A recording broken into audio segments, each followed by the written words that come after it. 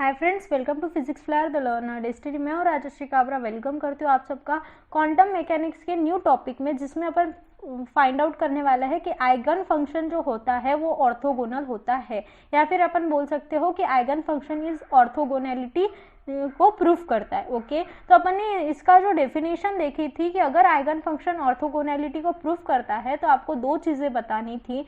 Part 1 और part 2 अपन ने ऐसे क्रिएट किया था। तो पार्ट 1 में आपने क्या बताया कि ये जो En है वो इक्वल्स टू En स्टार है। क्या है? En equals to En star है, मतलब क्या, E जो है वो क्या है? रियल है। E क्या है आपके पास? रियल है। बट अब आपको क्या बताना है कि अगर En जो है वो E के इक्वल नहीं है, En जो है वो E के इक्वल नहीं है, वेयर N और K जो है वो टू अलग अलग स्टेट ऑफ फंक्शन है। ओके, तो चलिए अब सेकंड पार्ट प्रूफ करके ये बता देते हैं कि आइगन फंक्शन जो है वो ऑर्थोगोनल होते हैं। ओके, तो अब पिछला वीडियो से रिलेट करना पड़ेगा। तो अगर अभी तक आपने मेरा पिछला वीडियो नहीं देखा होगा तो वो आप देख लेना पहले, क्योंकि वहां से अपन बहुत सारा स्टफ उठाने वाले हैं। तो लेट्स गेट स्टार्टेड गाइज। सो जो आपके पास इक्वेशन आपने फाइंड आउट किया था, अपन ने पूरा सॉल्व करके एक इक्वेशन फाइंड आउट किया था, वो इक्वेशन मैं यहाँ पर लिखती हूँ। अपने पास जो इक्वेशन था वो मिला था -h×2 psi star of K del sign by del x minus sign del psi के star by del x minus infinity to plus infinity. जब अपन ने वो कैंसिल आउट कर दिया था, क्या कैंसिल आउट किया था? डिफरेंशिएशन और इंटीग्रेशन। फिर आपको मिला था En minus E K star minus infinity to plus infinity psi के star psi of n dx। ये आपके पास इक्वेशन था। और फिर मैंने क्या कर दिया था, ये जो आपके पास LHS है वो मैंने पूरी की पूरी जीरो कर दी थी। क्यों जीरो की थी? क्योंकि x tends to plus minus infinity, then psi और साई स्टार जो है वो जीरो हो जाता है। ओके, तो यहाँ पर जो है फर्स्ट वैल्यू जो है अपनी जो लेफ्ट हैंड साइड है वो पूरी की पूरी जीरो हो गई थी, और आपके पास मिला था En minus E K star minus infinity to plus infinity psi के star psi of n dx।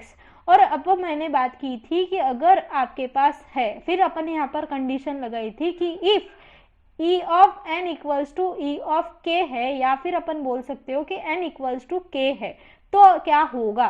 फिर अपन ने निकाला था कि if n equals to k अगर हो गया तो ये क्या हो जाएगा आपके पास? Psi star n psi of n, मतलब इसको अपन क्या लिख देंगे? Mod of psi square. फिर integration of mod of psi square कभी भी जीरो नहीं होगा।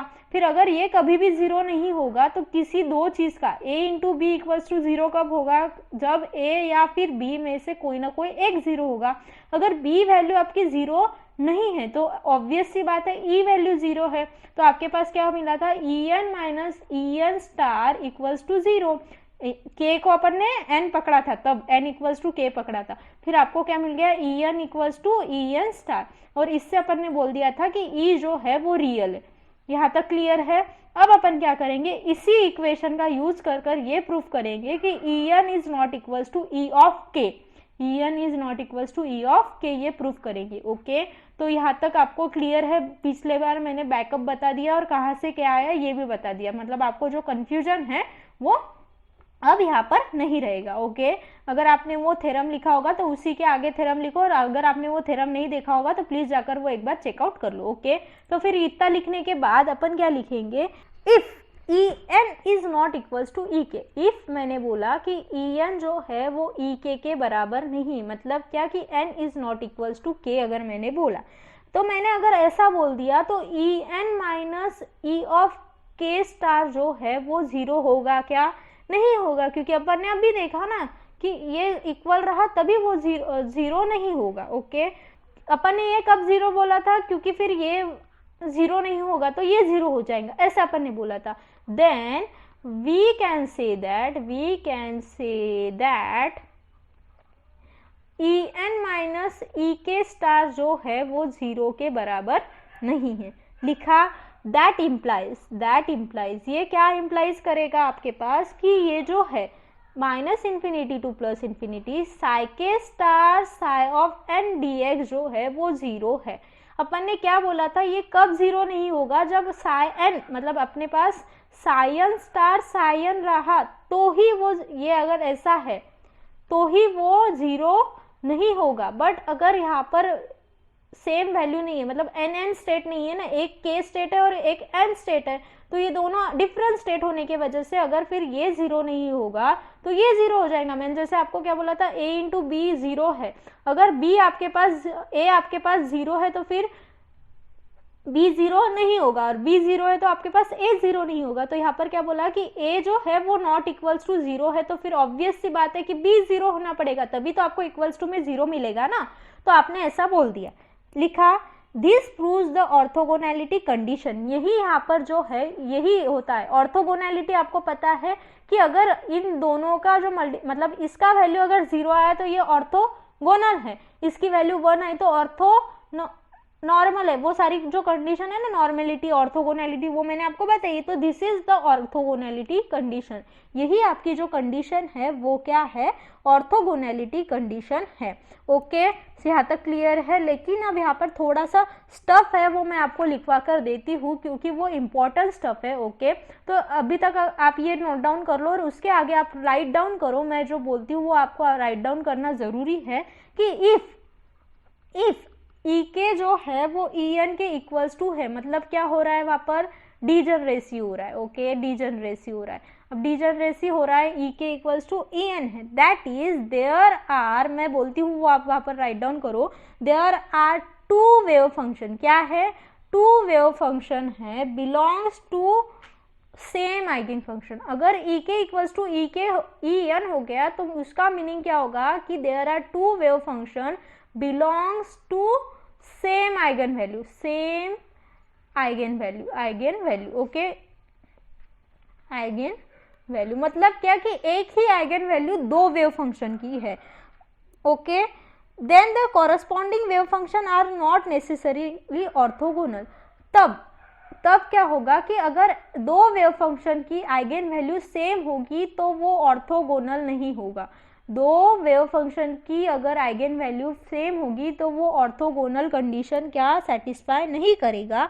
It is a solution then C of psi. अगर आपके पास साई जो है वेव फंक्शन का एक स्क्रोडिंगर इक्वेशन का सोल्यूशन है तो सी ऑफ साई अगर आपने किया, इफ सी ऑफ साई किया तो सी जो है वो कोई भी एक आर्बिटरी नंबर हो सकता है। अपन किसी भी आर्बिटरी नंबर को साई से क्या कर सकते हो, मल्टीप्लाई कर सकते हो। One can always choose the constant such that, मैंने आपको जैसे बताया कि एक कांस्टेंट जो है वो हमेशा आप चूज कर सकते हो कि integration of psi square mod of psi square DX जो होगा वो क्या होगा, वन होगा।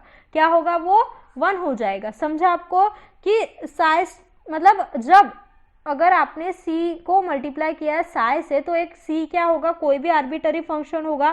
फिर आप क्या बोल दोगे कि अगर आपके पास ये अगर इक्वेशन आया, मतलब मैंने आपको जैसे बोला कि अगर ये जीरो आता है तो वो ऑर्थोगोनल है, अगर ये जीरो नहीं आएगा तो वो ऑर्थोगोनल नहीं है। तो अगर इसके जगह आपके पास आंसर वन आया तो वो कौन सी कंडीशन हो गई, नॉर्मलाइजेशन कंडीशन। कौन सी कंडीशन हो गई वो, नॉर्मलाइजेशन कंडीशन।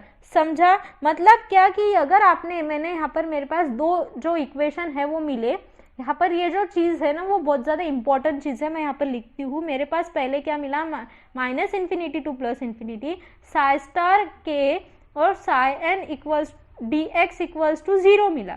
ओके, ये कंडीशन मिली तो ये ऑर्थोगोनैलिटी कंडीशन प्रूव कर रही है। और मेरे पास एक क्या मिला, अगर मेरे पास ये है साई के है या फिर सायन है तो इसको मैं ऐसे लिख सकती हूँ, minus infinity to plus infinity psi के स्क्वायर इक्वल्स टू क्या है, डी एक्स इक्वल्स टू क्या है, वन है। तो ये अगर सपोज टू भी ये वन है तो ये जो कंडीशन है वो कौन सी कंडीशन है आपकी, नॉर्मलाइजिंग कंडीशन। ये कौन सी कंडीशन है आपकी, नॉर्मलाइजेशन कंडीशन। समझा आपको, ये कंडीशन हो गई आपकी नॉर्मलाइजेशन कंडीशन। जैसे मैंने आपको पहले भी बताया था कि ये वैल्यू कभी भी जीरो नहीं होगी, वन होगी या फिर वन से इक्वल होगी। ओके, तो इसी को अपन क्या बोलते हैं, अगर मैंने इसको अच्छे से लिखा तो मुझे मेरे पास ऐसे मिलेगा, minus infinity to plus infinity psi के स्टार, मतलब साई के star psi N D X जो है वो मेरे पास मिलेगा डेल ऑफ के एन। समझा, अब जो डेल ऑफ के एन जो है अगर वो जीरो रहा, कब रहेगा, डेल ऑफ के एन कब जीरो रहेगा, जब K is not equals to N रहेगा, और कब वन रहेगा, जब के इक्वल्स टू एन रहेगा। समझा? ये इसी से अपन ने प्रूफ किया। ये मैंने सारे जो भारूड है वो किस लिए घसा, क्योंकि आपको समझ में आए कि अपन ने जब दोनों कंडीशन ली तब एक बार इसको 0 पुट किया और एक बार 0 नहीं है ऐसा बोला। तो ये क्यों बोला, कैसे बोला, इस वजह से मैंने ये कंडीशन को आपको प्रूफ कर बताया और इसका सारा एक्सप्लेनेशन आपको दिया। तो आई थिंक आप सभी को ये सारा कुछ समझ में आ गया होगा कि ऑर्थोगोनैलिटी कंडीशन जो है उसमें आपको क्या मिलता है, कैसे मिलता है, नॉर्मेलिटी कंडीशन में आपको क्या मिलता है, कैसे मिलता है।